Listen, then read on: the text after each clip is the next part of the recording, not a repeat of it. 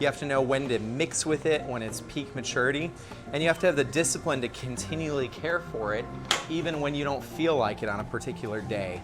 So that makes it challenging to keep a sourdough starter just purely from that standpoint. We're dealing with a living product in our loaves of bread, and it is completely alive, chock full of microorganisms all the way until it hits a terminal temperature in the oven, which is 135 degrees for yeast.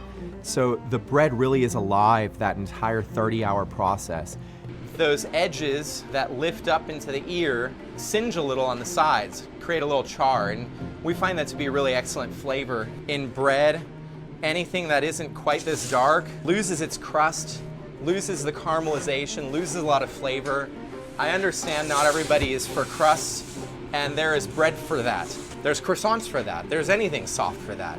You'll eat some of these things and you won't even realize that you're eating sourdough products. We don't label everything sourdough, but we're not shying away from the fact that everything actually is sourdough. This is a sourdough croissant, so it doesn't have any yeast. I'm gonna cut through it really gently so you can see the structure of the pastry. You can see the chocolate. You can see the honeycomb separation of all the layers. So all that this pastry has is flour, water, sourdough starter, butter, some sugar, and salt. Let's go for a bite. Turned out really nice. I do think that there are people, though, that would trade local whole grain flour for white flour in their bread just so that they can have an open crumb structure.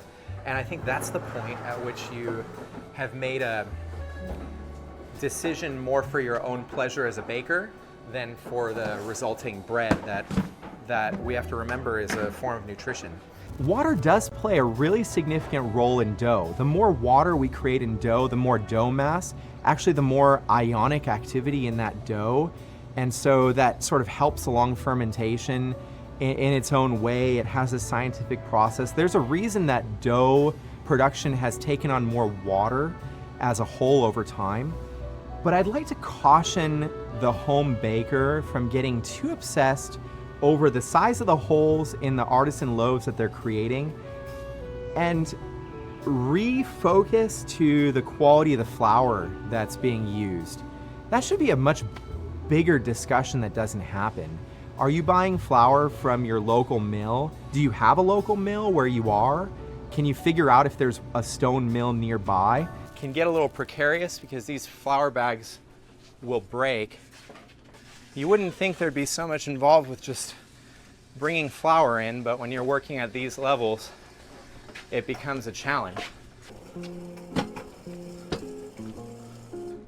When it comes to the business side of things, frequency in ordering can mean whether you have money to pay the bill. These are not cheap orders. You know, we're talking about highly premium flour that comes at a premium price point.